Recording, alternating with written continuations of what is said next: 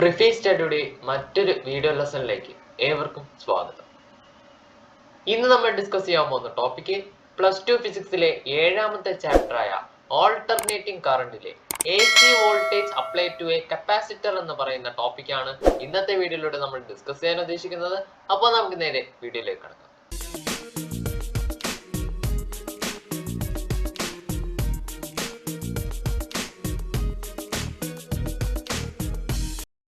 അപ്പോൾ ഇന്നത്തെ വീഡിയോയിൽ നമ്മൾ ഡിസ്കസ് ചെയ്യാൻ ഉദ്ദേശിക്കുന്നത് AC voltage apply to a capacitor എന്ന് പറയുന്ന ടോപ്പിക്കാണ്. അപ്പോൾ നമുക്ക് ഇവിടെ ഒരു കപ്പാസിറ്റർ കാണാം. ഈ കപ്പാസിറ്ററിലേക്ക് ഞാനൊരു AC വോൾട്ടേജ് ഞാൻ അപ്ലൈ ചെയ്യാണ്. അപ്പോൾ അപ്ലൈ ചെയ്ത AC വോൾട്ടേജിന്റെ ഇക്വേഷൻ എന്ന് പറയുന്നതാണ് ഇവിടെ എഴുതിയിട്ടുള്ളത്. അപ്ലൈ ചെയ്ത AC വോൾട്ടേജിന്റെ ഇക്വേഷൻ ആണിത്. V = V0 sin ωt. അതിന് നമ്മൾ ഇക്വേഷൻ നമ്പർ 1 ആയിട്ട് കൊടുക്കുക. ഇനി നമുക്ക് കണ്ടുപിടിക്കേണ്ടത് കറണ്ടിന്റെ ഇക്വേഷൻ ആണ്. കറണ്ടിന്റെ ഇക്വേഷൻ കണ്ടുപിടിച്ചു കഴിഞ്ഞാൽ നമുക്ക് ഈ ഇക്വേഷനെ, അതായത് വോൾട്ടേജിന്റെ നമ്മൾ ഈ എഴുതി വെച്ചിരിക്കുന്ന ഈ ഇക്വേഷനെ നമുക്ക് കിട്ടുന്ന കറണ്ടിന്റെ ഇക്വേഷനുമായി കമ്പയർ ചെയ്ത് നോക്കിയാണ് നമ്മൾ ഗ്രാഫും ഫേസർ ഡയഗ്രാമും വരയ്ക്കുന്നത്. അപ്പൊ അതുകൊണ്ട് തന്നെ നമുക്കിനി ആവശ്യം കറണ്ടിന്റെ ഇക്വേഷൻ. ഓക്കെ, കപ്പാസിറ്റൻസും വോൾട്ടേജും തമ്മിൽ ബന്ധപ്പെടുത്തിക്കൊണ്ടുള്ള ഇക്വേഷൻ നമ്മൾ പഠിച്ചിട്ടുള്ളതാണ്. Q = CV എന്ന് പറയുന്ന ഇക്വേഷൻ. ഇത് നമ്മൾ രണ്ടാമത്തെ ചാപ്റ്ററിലെ കപ്പാസിറ്റൻസ് എന്ന് പറയുന്ന ടോപ്പിക്കിൽ കണ്ടിട്ടുള്ള ഒരു ഇക്വേഷൻ കൂടിയാണ്. Q = CV. Q എന്ന് പറഞ്ഞാൽ ചാർജ് ആണ്. Q എന്ന് പറഞ്ഞാൽ ചാർജിനെ ഡിനോട്ട് ചെയ്യുന്ന ലെറ്റർ ആണ്. Q = C എന്ന് പറഞ്ഞാൽ കപ്പാസിറ്റൻസിനെ ഡിനോട്ട് ചെയ്യുന്ന ലെറ്റർ ആണ്. C എന്ന് പറഞ്ഞാൽ V എന്ന് പറഞ്ഞാൽ അവിടെ അപ്ലൈ ചെയ്ത വോൾട്ടേജിന്റെ ഇക്വേഷൻ ആണ്. അപ്ലൈ ചെയ്ത വോൾട്ടേജിന്റെ ഇക്വേഷൻ നമ്മൾ ഇവിടെ എഴുതി വെച്ചിട്ടുണ്ട്. V0 sin ωt ആണെന്ന്. അപ്പോൾ അവിടെ V യുടെ സ്ഥാനത്ത് നമുക്ക് എന്ത് ചെയ്യാം, ഈ വാല്യൂ ഒന്ന് സബ്സ്റ്റിറ്റ്യൂട്ട് ചെയ്യാം. V0 sin ωt എന്ന് നമുക്ക് സബ്സ്റ്റിറ്റ്യൂട്ട് ചെയ്യാം. അപ്പൊ എങ്ങനെ വരും? Q = C × V യുടെ സ്ഥാനത്ത് എന്ത് ചെയ്യും, നമ്മൾ ഈ V0 sin ωt എന്ന് നമ്മൾ സബ്സ്റ്റിറ്റ്യൂട്ട് ചെയ്യും. അങ്ങനെയാണ് ഈ ഇക്വേഷൻ വന്നത് എന്ന് ഓർക്കുക. അപ്പൊ Q = C × V0 sin ωt. ഇത് എന്തിന്റെ ഇക്വേഷനാ? ചാർജ് അഥവാ Qന്റെ ഇക്വേഷൻ ആണ് ഈ എഴുതിയിട്ടുള്ളത്. നമുക്ക് വേണ്ടത് Q അഥവാ ചാർജിന്റെ ഇക്വേഷൻ ആണോ? അല്ല, നമുക്ക് വേണ്ടത് കറണ്ടിന്റെ ഇക്വേഷൻ ആണ്. കറണ്ടിന്റെ ഇക്വേഷനും വോൾട്ടേജിന്റെ ഇക്വേഷനും കിട്ടിയാൽ മാത്രമേ നമുക്ക് ഗ്രാഫും ഫേസർ ഡയഗ്രാമും വരയ്ക്കാൻ പറ്റുള്ളൂ. അപ്പൊ നമുക്ക് ഈ ഇക്വേഷൻ നിന്നും കറണ്ടിന്റെ ഇക്വേഷൻ കണ്ടുപിടിക്കണമെങ്കിൽ നമ്മൾ കറണ്ട് ഇലക്ട്രിസിറ്റി എന്ന ചാപ്റ്ററിനെ ഒന്ന് ഓർക്കണം. അപ്പൊ ഇവിടെ കിട്ടിയ ചാർജിനെ, ഈ ചാർജിന്റെ ഡെറിവേറ്റീവ് എടുക്കുക. വിത്ത് റെസ്പെക്ട് ടു ടൈം എടുക്കുമ്പോൾ നമുക്ക് എന്ത് കിട്ടും? കറണ്ട് I കിട്ടും. അതാണ് ഇവിടെ എഴുതിയിട്ടുള്ളത്. To find the current I, find dq / dt. dq / dt അഥവാ derivative of charge with respect to time ചെയ്യുമ്പോൾ നമുക്ക് എന്ത് കിട്ടും? കറണ്ടിന്റെ ഇക്വേഷൻ കിട്ടും. അപ്പൊ I = എങ്ങനെയാണ്? I = dq / dt. Q ന്റെ സ്ഥാനത്ത് നമുക്ക് എന്തെന്ന് എഴുതി വെച്ചിട്ടുണ്ട്? CV0 sin ωt എന്ന് നമ്മൾ എഴുതി വെച്ചിട്ടുണ്ട്. അപ്പൊ Q ന്റെ സ്ഥാനത്ത് നമ്മൾ എന്തെന്ന് കൊടുക്കുക? CV0 sin ωt എന്ന് കൊടുക്കുക. അപ്പൊ D × CV0 sin ωt / dt. അപ്പൊ ഇതിനെ സോൾവ് ചെയ്ത് കഴിഞ്ഞാൽ നമുക്ക് കറണ്ടിന്റെ ഇക്വേഷൻ അഥവാ I യുടെ ഇക്വേഷൻ കിട്ടും. അപ്പൊ ഇവിടെ നോക്കിയേ, ഇവിടെ നമ്മൾ കപ്പാസിറ്റർ ആണ് കണക്ട് ചെയ്തിട്ടുള്ളത്. ഈ കപ്പാസിറ്ററിന്റെ കപ്പാസിറ്റൻസ് എന്ന് പറയുന്നത് കോൺസ്റ്റന്റ് ആയിരിക്കും, അത് വേരി ചെയ്യത്തില്ല. അപ്പൊ ഇവിടെ കപ്പാസിറ്റൻസ് എന്ന് പറയുന്ന ഈ വാല്യൂ, C എന്ന് പറയുന്ന ഈ വാല്യൂ കോൺസ്റ്റന്റ് ആണ്. അത് ഡെറിവേറ്റീവിന് വെളിയിലെടുക്കാം. അതോടൊപ്പം തന്നെ ഇവിടെ അപ്ലൈ ചെയ്യുന്ന AC വോൾട്ടേജിന്റെ മാക്സിമം ആണ് V0 എന്ന് പറയുന്നത്. അതിനും മാറ്റമില്ല, അതും കോൺസ്റ്റന്റ് ആണ്. അതുകൊണ്ട് തന്നെ ഈ C നെയും V0നെയും നമുക്ക് എന്ത് ചെയ്യാം? ഡെറിവേറ്റീവിൽ നിന്നും വെളിയിലെടുക്കാം. അപ്പൊ നമുക്ക് എന്ത് ചെയ്യാം? C നെയും V0നെയും ഡെറിവേറ്റീവിൽ നിന്നും വെളിയിലേക്ക് എടുത്തു. അപ്പൊ നമുക്ക് ഇക്വേഷൻ എങ്ങനെ കിട്ടിയെന്ന് നോക്കാം. I = നമ്മൾ C നെയും V0നെയും കോൺസ്റ്റന്റ് ആയത് കാരണം ഡെറിവേറ്റീവ് അല്ലെങ്കിൽ ഡിഫറൻസിയേഷൻ നിന്നും കോമൺ ആയിട്ട് വെളിയിലേക്ക് എടുത്തു. ബാക്കി ആര് മാത്രമേ ഉള്ളൂ? D sin ωt / dt മാത്രമേ ഉള്ളൂ. ഓക്കെ, അപ്പോ അടുത്ത സ്റ്റെപ്പ് നിങ്ങൾ ശ്രദ്ധിക്കുക. D sin ωt / dt, അതായത് sin ωt യുടെ derivative with respect to t ചെയ്യുമ്പോൾ നമുക്ക് എന്ത് കിട്ടും? cos ωt × ω എന്ന് നമുക്ക് കിട്ടും. ഈ ഒമേഗ ഞാൻ ആദ്യം എഴുതിയിട്ടുണ്ട്, അതാണ് ഈ സ്റ്റെപ്പിൽ എഴുതിയിട്ടുള്ള C ωV0 × ഇവിടെ cos ωt എന്നാണ് കിടക്കുന്നത്. നമുക്ക് അതിനെ എന്തിലേക്ക് കൺവേർട്ട് ചെയ്യണം? സൈനിലേക്ക് കൺവേർട്ട് ചെയ്യണം. കാരണം ഇവിടെ സൈൻ എന്ന ടേമിലാണ് കിടക്കുന്നത്, ഇവിടെ കോസിലാണ് നമുക്ക് കിട്ടിയത്. അപ്പൊ നമുക്ക് ഇവിടെ നമുക്ക് എന്ത് ചെയ്യാം? ആദ്യമേ നമുക്ക് സൈനിലേക്ക് കൺവേർട്ട് ചെയ്ത് പോവാം. അപ്പൊ നമുക്ക് ഈ ωt എന്തെന്ന് സങ്കല്പിക്കാം? തീറ്റ എന്ന് സങ്കല്പിക്കാം. ωt തീറ്റ എന്ന് സങ്കല്പിച്ചാൽ cos ωt = sin 90 + ωt എന്ന് കിട്ടും. cos ωt നമുക്ക് എങ്ങനെ എഴുതാം? sin 90 + ωt എന്ന് എഴുതാം. ഞാൻ ωt ആദ്യം എഴുതി, 90 രണ്ടാമത് എഴുതി. അങ്ങനെയാണ് നമുക്ക് ഈ ഇക്വേഷൻ കിട്ടിയിട്ടുള്ളത്. C omega V zero into sine omega T plus 90 എന്ന് നമുക്ക് ഇക്വേഷൻ കിട്ടി. ക്ലിയർ ആണോ? അങ്ങനെയാണെങ്കിൽ നമുക്ക് ഫൈനൽ ആയിട്ട് എഴുതി വെക്കാം. നമുക്ക് കിട്ടിയ ഇക്വേഷൻ എന്താണ്? I is equal to C omega V zero sine omega T plus 90. നമുക്കിപ്പോ കിട്ടിയ ഇക്വേഷൻ എന്താണ്? I is equal to C omega V zero sine omega T plus 90 എന്നാണ് നമുക്കിപ്പോ സോൾവ് ചെയ്ത് കിട്ടിയ ഇക്വേഷൻ. എനിക്ക് വേണമെങ്കിൽ ഈ ഇക്വേഷൻ, അതായത് c omega V zero sine omega T plus 90യെ എനിക്ക് ഇങ്ങനെ എഴുതാമല്ലോ. I is equal to v zero sine omega T plus 90 divided by 1 by C omega എന്ന് എഴുതാമല്ലോ. നമ്മൾ സാധാരണ ഇങ്ങനെ വരുന്ന കേസുകളിൽ, അതായത് ഡിവൈഡഡ് ബൈ ഒരു ഫ്രാക്ഷൻ വരുന്ന കേസുകളിൽ നമ്മൾ എങ്ങനെ ഡിവൈഡ് ചെയ്യും? ഈ ഫ്രാക്ഷന്റെ റെസിപ്രോക്കൽ എടുത്ത് മൾട്ടിപ്ലൈ ചെയ്യുകയാണ് ചെയ്യാറ്. അപ്പൊ ഇതിന്റെ റെസിപ്രോക്കൽ എന്ന് പറഞ്ഞാൽ സി ഒമേഗ ഡിവൈഡ് ബൈ 1. അതിനെ നമ്മൾ ഇൻഡു ചെയ്താണ് നമ്മൾ സാധാരണ ഡിവൈഡ് ചെയ്യാറ്. അപ്പൊ into C omega divide by 1 എന്ന് വരും. അതല്ലേ ഈ ഇക്വേഷൻ. ഞാൻ ഈ ഇക്വേഷൻ എന്ത് ചെയ്തു? ഈ ഇക്വേഷനെ തിരിച്ച് ഇതേ മോഡൽ എഴുതി വെച്ചു. അങ്ങനെയാണെങ്കിൽ നമ്മൾ ഇവിടെ 1 ഡിവൈഡ് ബൈ സി ഒമേഗ എന്ന് എഴുതിയത് ചുമ്മയല്ല, നമുക്ക് അവിടെ ഒരു സബ്സ്റ്റിറ്റ്യൂഷൻ കൊടുക്കാൻ വേണ്ടി മാത്രമാണ്. 1 ഡിവൈഡ് ബൈ സി ഒമേഗ എന്ന് പറഞ്ഞാൽ നമ്മൾ കഴിഞ്ഞ ക്ലാസ്സിൽ ഇൻഡക്റ്റീവ് റെസിസ്റ്റൻസ് എന്ന് പഠിച്ചതുപോലെ തന്നെ 1 ബൈ സി ഒമേഗയെ നമ്മൾ വിളിക്കുന്ന പേരാണ് കപ്പാസിറ്റീവ് റെസിസ്റ്റൻസ്. അതായത് ഈ കപ്പാസിറ്റർ ഓഫർ ചെയ്യുന്ന റെസിസ്റ്റൻസ്, കപ്പാസിറ്ററിൽ ഒരു റെസിസ്റ്റൻസ് ഉണ്ടായിരിക്കും, ആ റെസിസ്റ്റൻസിനെ പറയുന്ന പേരാണ് കപ്പാസിറ്റീവ് റെസിസ്റ്റൻസ്. അതിനെ നമ്മൾ എക്സ് സി എന്ന് പറയും. അതുപോലെ തന്നെ അതിന്റെ equation 1 divide by C omega എന്നതാണ്. അപ്പൊ 1 ഡിവൈഡ് ബൈ സി ഒമേഗയെ നമുക്ക് എന്തെന്ന് പറയാം? കപ്പാസിറ്റീവ് റെസിസ്റ്റൻസ് എന്ന് നമുക്ക് പറയാം. അപ്പൊ ഇക്വേഷൻ എങ്ങനെ മാറി? V zero sine omega T plus 90 divide by 1 divide by c ഒമേഗയെ ഞാൻ എന്തെന്ന് കൊടുത്തു? എക്സ് സി എന്ന് ഡയറക്റ്റ് ആയിട്ട് സബ്സ്റ്റിറ്റ്യൂട്ട് ചെയ്തു. V zero divide by X c. V എന്ന് പറഞ്ഞാൽ വോൾട്ടേജ് ആണ്, വി സീറോ എന്ന് പറഞ്ഞാൽ മാക്സിമം വോൾട്ടേജ് ആണ്. എന്തായിരുന്നല്ലോ അത് വോൾട്ടേജ് ആണ്. എക്സ് സി എന്ന് പറഞ്ഞാൽ എന്താണ്? നമ്മളിപ്പോ പഠിച്ചു കപ്പാസിറ്റീവ് റെസിസ്റ്റൻസ്, അതായത് റെസിസ്റ്റൻസ് തന്നെയാണ്. അതായത് വോൾട്ടേജ് ഡിവൈഡ് ബൈ റെസിസ്റ്റൻസ് എന്ന ഫോർമാറ്റിലാണ് ഇത് വന്നിട്ടുള്ളത്. നമുക്കറിയാം voltage divide by resistance is equal to current I ആണെന്ന് നമ്മൾ ഓംസ് ലോയിൽ പഠിച്ചിട്ടുള്ളതാണ്. അപ്പോൾ ഇത് ഈ മോഡലിലാണ് വന്നിട്ടുള്ളത്. വി ഡിവൈഡ് ബൈ ആർ എന്ന ഫോർമാറ്റിലാണ് ഈ ഇക്വേഷൻ വന്നിട്ടുള്ളത്. അപ്പൊ വി ഡിവൈഡ് ബൈ എക്സ് ചെയ്യാൻ നമുക്ക് ആർ എന്ന് തന്നെ ഒന്ന് അസ്യൂം ചെയ്യാം. വി ഡിവൈഡ് ബൈ ആർ എന്ന ഫോർമാറ്റിലാണ് വന്നിട്ടുള്ളത്. വി ഡിവൈഡ് ബൈ ആർ എന്ന ഫോർമാറ്റ് വന്നിട്ടുണ്ടെങ്കിൽ അത് എന്താണ്? കറണ്ട് ആണ്. അപ്പൊ ഇവിടെ V zero divide by R എന്നാണ് വന്നിട്ടുണ്ടെങ്കിൽ നമ്മൾ കിട്ടുന്ന ഉത്തരം ഐ സീറോ എന്നായിരിക്കും. കാരണം വി സീറോ എന്ന് പറഞ്ഞാൽ maximum voltage divide by resistance വന്നാൽ നമുക്ക് കിട്ടുന്ന ഉത്തരം മാക്സിമം കറണ്ട് അഥവാ ഐ സീറോ ആയിരിക്കും. V zero divide by X C അഥവാ റെസിസ്റ്റൻസ്. എക്സ് സിയെ നമ്മൾ റെസിസ്റ്റൻസ് തന്നെ അസ്യൂം ചെയ്ത് വെച്ചാൽ കുറച്ചും കൂടെ എളുപ്പമായിരിക്കും. V zero divide by R എന്ന് പറഞ്ഞാൽ നമുക്ക് കിട്ടുന്ന ഉത്തരം ഐ സീറോ ആണ്. അപ്പൊ V zero divide by X സിയുടെ സ്ഥാനത്ത് നമുക്ക് എന്തെന്ന് കൊടുക്കാം? ഐ സീറോ എന്ന് കൊടുക്കാം. അതാണ് നമ്മൾ അടുത്ത ഇക്വേഷനിൽ എഴുതിയിട്ടുള്ള I is equal to I zero sine omega T plus 90. നമ്മൾ ആകെപ്പാടെ ഈ V zero divide by X സിയെ ഐ സീറോ എന്ന് മാത്രമേ സബ്സ്റ്റിറ്റ്യൂട്ട് ചെയ്തോളൂ. ബാക്കി എല്ലാം അതുപോലെ എഴുതിയിട്ടുണ്ട്. I zero into sine omega T plus 90. ഇതിനെ നമ്മൾ ഇക്വേഷൻ നമ്പർ 2 ആയിട്ട് എടുക്കാം. അപ്പൊ ഇക്വേഷൻ നമ്പർ 1 ഏതാ? നമ്മൾ ആദ്യം എഴുതിയ വോൾട്ടേജിന്റെ ഇക്വേഷൻ. ആയിരുന്നു ഇക്വേഷൻ നമ്പർ 1. ഇപ്പോൾ നമ്മൾ സോൾവ് ചെയ്ത് കിട്ടിയ കറണ്ടിന്റെ ഇക്വേഷൻ ആണ് ഇക്വേഷൻ നമ്പർ 2. ഇനി നമ്മൾ എന്ത് ചെയ്യാ? ഈ രണ്ട് ഇക്വേഷൻസിനെ ഒന്ന് കമ്പയർ ചെയ്യാം. കപ്പാസിറ്ററിന്റെ കേസിൽ നോക്കിയേ, I is equal to I zero sine omega T plus 90 എന്നാണ് കിട്ടിയിരിക്കുന്നത്. അതായത് ഐ എന്ന് പറയുന്ന കറണ്ട് വോൾട്ടേജിനെക്കാളും 90 ഡിഗ്രി മുന്നിലേക്കാണ്, അല്ലെങ്കിൽ 90 ഡിഗ്രി ലീഡ് ചെയ്യുന്നു. ആര്? കറണ്ട്. വോൾട്ടേജിനെക്കാളും 90 ഡിഗ്രി മുന്നിലാണ് നമ്മുടെ കറണ്ട് വരുന്നത്. അപ്പൊ അതിന്റെ ഗ്രാഫും ഫേസർ ഡയഗ്രാമും എങ്ങനെ വരുമെന്ന് നമുക്ക് നോക്കാം. അപ്പോൾ എക്സ് വൈ ആക്സിസ് നമ്മൾ ആദ്യം വരച്ചു. അതിൽ എക്സ് ആക്സിൽ വരുന്ന ഒമേഗ ടി ആണ്. എന്നിട്ട് നമ്മൾ ആദ്യം ഇ എം എഫിന്റെ ഗ്രാഫ് വരയ്ക്കും. നമ്മൾ ഈ കഴിഞ്ഞ 2 ക്ലാസ്സുകളിലും, അതായത് റെസിസ്റ്ററിന്റെയും ഇൻഡക്ടറിന്റെയും ക്ലാസ്സിൽ നമ്മൾ ഗ്രാഫ് വരയ്ക്കാൻ പഠിച്ചതാണ്. നമ്മൾ ആദ്യം എപ്പോഴും ഇ എം എഫിന്റെ ഗ്രാഫ് ആദ്യം വരയ്ക്കാം. ഇ എം എഫിന്റെ ഗ്രാഫ് വരച്ചു കഴിഞ്ഞതിന് ശേഷം നമ്മൾ ഈ ഫേസ് ആംഗിൾസ് തമ്മിൽ ഒന്ന് കമ്പയർ ചെയ്ത് നോക്കാം. ഫേസ് ആംഗിൾസ് എന്ന് പറഞ്ഞാൽ ഇവിടെ ഒമേഗ ടി എന്ന് പറയുന്നതാണ് ഫേസ് ആംഗിൾ, ഇവിടെ ഒമേഗ ടി പ്ലസ് 90 എന്ന് പറയുന്നതാണ് ഇവന്റെ ഫേസ് ആംഗിൾ.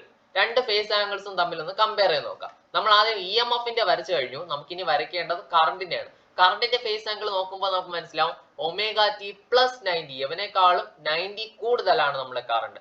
അപ്പോ ഇവൻ സീറോ എന്നാണ്, അഥവാ ഇ എം എഫ് സീറോ എന്നാണ് തുടങ്ങുന്നതെങ്കിൽ നമ്മുടെ കറണ്ട് വരുന്നത് ഇവനേക്കാളും കുറച്ചും കൂടെ മുന്നിൽ നിന്നായിരിക്കും ഇവന്റെ ഗ്രാഫ് തുടങ്ങുക. കറണ്ടിന്റെ ഗ്രാഫ് പോകുന്നത് എങ്ങനെയാണ്? ഈ രീതിയിലാണ് എന്ന കാര്യം കൂടെ ഒന്ന് മനസ്സിലാക്കുക. ഫേസ് ആംഗിൾസിന്റെ കാര്യം നോക്കുമ്പോൾ മനസ്സിലാവും നമ്മുടെ കറണ്ട് എന്ന് പറയുന്ന വോൾട്ടേജിനെക്കാളും മുന്നിലാണ്. സീറോ എന്നാണ് നമ്മുടെ ഇ എം എഫിന്റെ ഗ്രാഫ് സ്റ്റാർട്ട് ചെയ്തതെങ്കിൽ അതിൽ നിന്നും കുറച്ചും കൂടെ മുന്നിലേക്ക് നിന്നുകൊണ്ട് നമ്മുടെ കറണ്ടിന്റെ ഗ്രാഫ് സ്റ്റാർട്ട് ചെയ്യുന്നു എന്ന കാര്യം നമുക്ക് ഇവിടെ നിന്ന് മനസ്സിലാവും. ഇവിടെ നിന്ന് സ്റ്റാർട്ട് ചെയ്ത് ഈ പോയിന്റിൽ ടച്ച് ചെയ്ത് ഇവിടെ നിന്ന് പോയി ഇങ്ങനെ പോകുന്നതാണ് നമ്മുടെ കറണ്ടിന്റെ ഗ്രാഫ് വരുന്നത്. ഓക്കെ, ഇനി നമുക്ക് വരയ്ക്കേണ്ടത് ഫേസർ ഡയഗ്രാം ആണ്. ഫേസർ ഡയഗ്രാം വരയ്ക്കുമ്പോൾ നമ്മൾ ഗ്രാഫ് വരച്ച പോലെ ആദ്യം നമ്മൾ ഇ എം എഫിന്റെ ഫേസർ ആദ്യം വരച്ചു വെക്കാം. ഇവിടെ എക്സ് ആക്സിൽ നിന്നും ഒമേഗ ടി ആംഗിൾ മാറി നമ്മൾ ഒരു ഫേസർ വരച്ചു, അതാണ് ഇ എം എഫിന്റെ ഫേസർ എന്ന് നമ്മൾ ആദ്യം അസ്യൂം ചെയ്യാം. അപ്പൊ അത് കഴിഞ്ഞ് നമ്മൾ നോക്കേണ്ടത് ഇത് രണ്ടും തമ്മിലുള്ള ഫേസ് ആംഗിൾ ഡിഫറൻസ് ആണ്. അപ്പൊ അവിടെ നമുക്ക് മനസ്സിലായ എന്താണ്?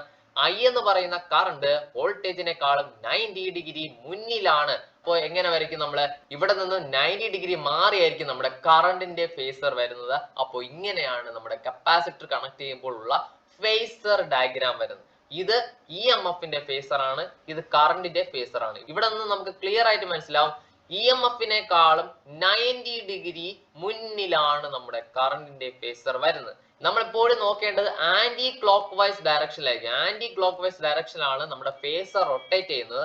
അതുകൊണ്ട് തന്നെ നമ്മൾ ഈ ഡയറക്ഷനിലാണ് നമ്മൾ നോക്കേണ്ടത്. അപ്പൊ ഈ ഡയറക്ഷനിൽ നോക്കിയാൽ നമുക്ക് ക്ലിയർ ആയിട്ട് മനസ്സിലാവില്ലേ ഇ എം എഫിനെക്കാളും മുന്നിലാണ് നമ്മുടെ കറണ്ടിന്റെ ഫേസർ എന്ന്.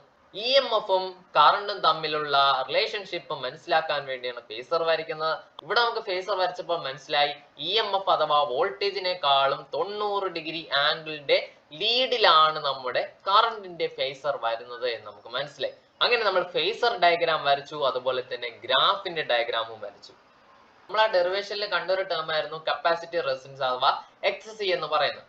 ആ കപ്പാസിറ്റി റെസിസ്റ്റൻസും ഫ്രീക്വൻസിയും തമ്മിൽ ബന്ധപ്പെടുത്തി ഒരു ഗ്രാഫ് വരയ്ക്കുകയാണെങ്കിൽ, ഒരു ഗ്രാഫ് പ്ലോട്ട് ചെയ്യുകയാണെങ്കിൽ ആ ഗ്രാഫ് ഏത് രീതിയിലായിരിക്കും പോകുന്നത് എന്ന കാര്യമാണ് ഇനി അടുത്ത് നമ്മൾ ഡിസ്കസ് ചെയ്യാൻ ഉദ്ദേശിക്കുന്നത്. നമുക്കറിയാം കപ്പാസിറ്റി റെസിസ്റ്റൻസിന്റെ ഇക്വേഷൻ എന്ന് പറയുന്നത് capacity resistance X C is equal to 1 divide by C omega എന്ന് നമ്മൾ അവിടെ കണ്ടതാണ്. ഒമേഗയ്ക്ക് പകരം നമ്മൾ ഈ ഇക്വേഷൻ കൊടുക്കുക. ഒമേഗ എന്ന് പറഞ്ഞാൽ 2 പൈ ഇൻറ്റു എഫ് അഥവാ ഫ്രീക്വൻസി ആണ്. 2 പൈ ഇൻറ്റു എഫ് എന്നാണ് നമ്മൾ ഒമേഗയ്ക്ക് കൊടുക്കുന്ന equation. 2 pi divide by T എന്നും കൊടുക്കാം, അല്ലെങ്കിൽ 2 പൈ ഇൻറ്റു എഫ് എന്നും കൊടുക്കാം. അപ്പൊ 2 പൈ ഇൻറ്റു എഫ് എന്ന് പറയുന്നതാണ് എന്ത്? ഒമേഗയുടെ ഇക്വേഷൻ എന്ന് പറയുന്നത്. അപ്പൊ ഞാൻ ഇക്വേഷൻ എന്തായിട്ട് മാറ്റി എഴുതി? 1 ഡിവൈഡ് ബൈ സി ഇൻറ്റു ഒമേഗയ്ക്ക് പകരം 2 പൈ ഇൻറ്റു എഫ് എന്ന് കൊടുത്തു. അപ്പോൾ X C is equal to 1 divide by C into 2 pi F എന്ന് നമുക്ക് കിട്ടി. ഈ ഇക്വേഷനിൽ നോക്കിയാൽ മനസ്സിലാവും X C is equal to 1 divide by C into 2 pi into F. അതായത് ഇത് ഡിനോമിനേറ്ററിലാണ് ഫ്രീക്വൻസി വരുന്നത്. അപ്പോൾ അതിൽ നിന്ന് ക്ലിയർ ആയിട്ട് മനസ്സിലാവും എക്സ് സി അഥവാ capacity resistance is inversely proportion to frequency ആണ് എന്ന കാര്യം നമുക്ക് അവിടെ നിന്ന് മനസ്സിലാവും. അപ്പൊ X C inversely proportion to frequency എന്ന് നമുക്ക് ഇവിടെ നിന്ന് മനസ്സിലായി, ഇക്വേഷൻ നിന്ന് മനസ്സിലായി. അത് ബേസ് ചെയ്തുകൊണ്ട് നമ്മൾ ഒരു ഗ്രാഫ് വരയ്ക്കുകയാണ്. എക്സ് ആക്സിൽ ഫ്രീക്വൻസിയും വൈ ആക്സില് കപ്പാസിറ്റി റെസിസ്റ്റൻസും വെച്ചുകൊണ്ട് ഒരു ഗ്രാഫ് നമ്മൾ വരയ്ക്കുകയാണെങ്കിൽ ആ ഗ്രാഫിന്റെ നേച്ചർ എന്ന് പറയുന്നത് ഈ രീതിയിലായിരിക്കും. അതായത് ഫ്രീക്വൻസി കൂടുന്നതിനനുസരിച്ച് നമ്മുടെ എക്സ് സിയുടെ വാല്യൂ അഥവാ ഇൻഡക്റ്റീവ് റെസിസ്റ്റൻസിന്റെ വാല്യൂ കുറഞ്ഞു വരുന്ന കാര്യമാണ് നമുക്ക് ഇവിടെ നിന്ന് കാണാൻ കഴിയുന്നത്. അത് എന്തുകൊണ്ടാണ്? X C is inversely proportion to frequency. X സിക്ക് എന്ത് മാറ്റം നടക്കുന്നു അതിന്റെ ഓപ്പോസിറ്റ് മാറ്റമായിരിക്കും നമ്മുടെ ഫ്രീക്വൻസിക്ക് നടക്കുന്നത്. ഫ്രീക്വൻസി ഇൻക്രീസ് ചെയ്യുകയാണെങ്കിൽ നമ്മുടെ എക്സ് സി കുറയും. അപ്പോൾ ഫ്രീക്വൻസി ഇൻക്രീസ് ചെയ്യുന്ന രീതിയിലാണ് നമ്മൾ ഈ ഗ്രാഫ് വരച്ചിട്ടുള്ളത്. ഫ്രീക്വൻസി ഇൻക്രീസ് ചെയ്യുന്നതിനനുസരിച്ച് നമ്മുടെ എക്സ് സിയുടെ വാല്യൂ കുറഞ്ഞു വരുന്നതായിട്ട് നമുക്കിവിടെ മനസ്സിലാവും. അപ്പൊ ഇതാണ് variation of X C with F എന്ന കാര്യം നമുക്കിവിടെ മനസ്സിലായി. ക്ലിയർ ആണല്ലോ? ഇന്നത്തെ ക്ലാസ്സിലും അതുപോലെ തന്നെ കഴിഞ്ഞ ക്ലാസ്സിലും ഇൻഡക്ടറിന്റെ ക്ലാസ്സും കപ്പാസിറ്ററിന്റെ ക്ലാസ്സിലും ഫേസ് ആംഗിൾ ഡിഫറൻസ് വന്നു. അതിനനുസരിച്ച് ഫേസർ ഡയഗ്രാമും അതുപോലെ ഗ്രാഫിലും ചില മാറ്റങ്ങൾ വന്നതായി നമ്മൾ കണ്ടു. അപ്പൊ അത് നിങ്ങൾക്ക് അങ്ങോട്ടും ഇങ്ങോട്ടും കപ്പാസിറ്ററും ഇൻഡക്ടറും തമ്മിൽ അങ്ങോട്ടും ഇങ്ങോട്ടും ഒരു കൺഫ്യൂഷൻ വരാൻ സാധ്യതയുള്ളതുകൊണ്ട് ഞാനൊരു കോഡ് പറഞ്ഞുതരാം. ആ കോഡ് വെച്ച് പഠിച്ചു വെച്ചിരുന്നാൽ നമുക്കത് തെറ്റാതെ നമുക്കത് ഡിനോട്ട് ചെയ്യാൻ പറ്റും. എങ്ങനെയാണ് ആ കോഡ് വരുന്നത് നോക്കാം. ആദ്യം ഞാൻ ഇൻഡക്ടറിന്റെ കേസാണ് പറയുന്നത്. ഇൻഡക്ടറിന്റെ കേസ് വരുമ്പോൾ നമ്മൾ ഇങ്ങനെ ഈ കോഡ് നമ്മൾ യൂസ് ചെയ്ത് വെക്കുക. IPL എന്ന് പറയുന്ന ഒരു കോഡ് നമ്മൾ ആദ്യം മനസ്സിൽ കൊണ്ടുവരാം. ഇൻഡക്ടറിന്റെ കേസിൽ നമ്മൾ മനസ്സിൽ കൊണ്ടുവരേണ്ട കോഡാണ് IPL. IPL എന്ന് പറയുമ്പോൾ അവിടെ I എന്ന് പറയുന്നത് ഇൻഡക്ടർ ആണ്, P എന്ന് പറയുന്നത് അവിടെ അപ്ലൈ ചെയ്ത പൊട്ടൻഷ്യൽ ഡിഫറൻസ് അല്ലെങ്കിൽ വോൾട്ടേജ്. നമ്മൾ അവിടെ വോൾട്ടേജ് എന്നാണ് പഠിച്ചത്, നമുക്ക് വേണമെങ്കിൽ പൊട്ടൻഷ്യൽ ഡിഫറൻസ് എന്ന് നമുക്ക് വേണമെങ്കിൽ മനസ്സിലാക്കിക്കാം. L എന്ന് പറയുന്നത് ലീഡിങ് എന്നാണ് അർത്ഥം. ഓക്കെ, അപ്പൊ ഈ കോഡിനെ നമ്മൾ എന്താണ് ഡീകോഡ് ചെയ്ത് വായിക്കാം. ഈ IPL എന്ന് പറയുന്ന കോഡിനെ നമ്മൾ ഡീകോഡ് ചെയ്ത് വായിച്ചാൽ ഇങ്ങനെയായിരിക്കും. ഇൻഡക്ടർ കണക്ട് ചെയ്യുന്ന സമയങ്ങളിൽ പൊട്ടൻഷ്യൽ അല്ലെങ്കിൽ വോൾട്ടേജ് ആയിരിക്കും ലീഡ് ചെയ്യുന്നത്. ഇൻഡക്ടർ കണക്ട് ചെയ്യുന്ന സമയത്ത് പൊട്ടൻഷ്യൽ അല്ലെങ്കിൽ വോൾട്ടേജ് ആയിരിക്കും ലീഡ് ചെയ്യുന്നത്. ഇത് ശരിയാണോ എന്ന് നമുക്ക് ഫേസർ വരച്ച നമ്മൾ അന്ന് വരച്ച ഫേസർ ഞാൻ ഇവിടെ കാണിക്കാം. ആ ഫേസർ നിന്ന് നമുക്ക് സിമ്പിൾ ആയിട്ട് മനസ്സിലാക്കി എടുക്കാവുന്നതേ ഉള്ളൂ. ഇവിടെ ഞാൻ പറഞ്ഞിട്ടുള്ളത് വോൾട്ടേജ് അഥവാ EMFന്റെ ഫേസർ ആയിരിക്കും ലീഡ് ചെയ്യുന്നത് എന്ന കാര്യമാണ്. ഓക്കെ, അത് ശരിയാണോ എന്ന് നമുക്ക് ഇവിടെ നോക്കാം. ഞാൻ പറഞ്ഞു നമ്മുടെ ഫേസറിന്റെ ഡയറക്ഷൻ എന്ന് പറയുന്നത് എപ്പോഴും ആന്റി ക്ലോക്ക് വൈസ് ഡയറക്ഷൻ, അതായത് ഈ ഡയറക്ഷനിലാണ് ഫേസേഴ്സ് റൊട്ടേറ്റ് ചെയ്യുന്നത്. അപ്പൊ നമുക്ക് ഇവിടെ നോക്കിയാൽ മനസ്സിലാവും കറണ്ടിന്റെ ഫേസർ ഇവിടെയാണ് ഉള്ളത്. കറണ്ടിന്റെ ഫേസറിനെക്കാളും മുന്നിലാണ് നമ്മുടെ EMFന്റെ ഫേസർ വരുന്നത്. അപ്പോൾ EMFന്റെ ഫേസർ കറണ്ടിനെക്കാളും 90 ഡിഗ്രി ലീഡിങ് അല്ലേ? ലീഡിങ് എന്ന് പറഞ്ഞാൽ മുന്നിലല്ലേ? അപ്പൊ കറണ്ടിന്റെ ഫേസറിനെക്കാളും മുന്നിലാണ് നമ്മുടെ EMFന്റെ ഫേസർ വരുന്നത് എന്ന കാര്യം നമുക്ക് ഇവിടുന്ന് ഫേസർ ഡയഗ്രാമിൽ നിന്ന് മനസ്സിലായി കഴിഞ്ഞു. അപ്പൊ ഈ പറഞ്ഞ കാര്യം ശരിയാണ് എന്ന് നമുക്ക് ഇവിടെ മനസ്സിലായി. ഇൻഡക്ടർ കണക്ട് ചെയ്യുന്ന കേസില് പൊട്ടൻഷ്യൽ അല്ലെങ്കിൽ വോൾട്ടേജ് ആണ് ലീഡ് ചെയ്യുന്നത്. പൊട്ടൻഷ്യൽ അല്ലെങ്കിൽ വോൾട്ടേജ് ആണ് ലീഡ് ചെയ്യുന്നത്.